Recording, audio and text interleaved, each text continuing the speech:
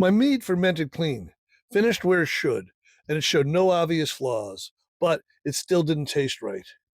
It came across thin, overly sweet, and it faded quickly on the finish, almost like flavored water instead of a finished drink. At first, I thought the issue was fermentation.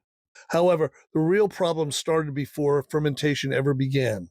It came down to what I left out of the process. Most modern mead is made with just honey, water, and yeast. That approach works for fermentation, but it often leaves the final product lacking depth and structure. When you look at what shows up in Viking era fermentation, a consistent pattern starts to emerge.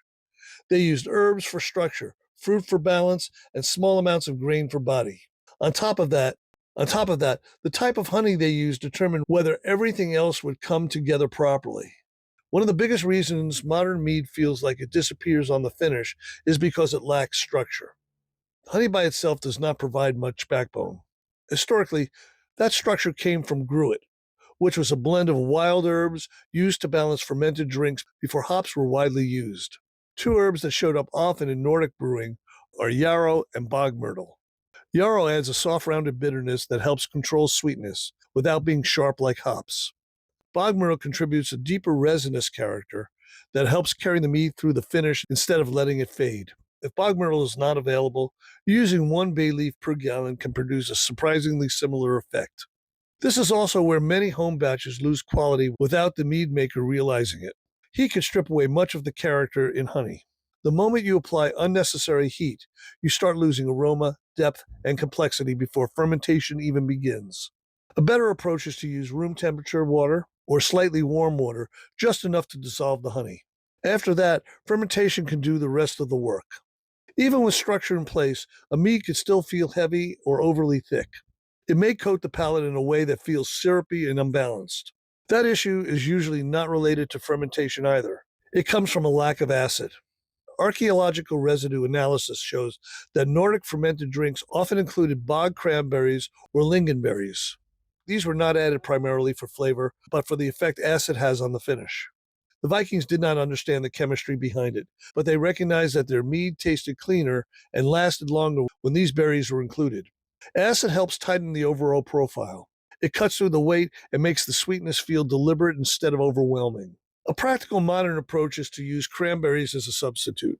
These should be added in secondary after primary fermentation is slowed or finished. However, this step requires careful control. Cranberries contain benzoic acid, which acts as a natural preservative. In small amounts, it works in your favor. In larger amounts, it could slow down yeast activity or stop fermentation entirely.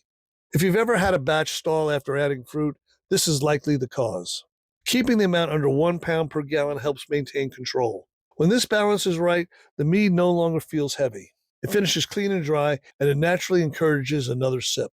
Another element that often surprises people is the use of grain.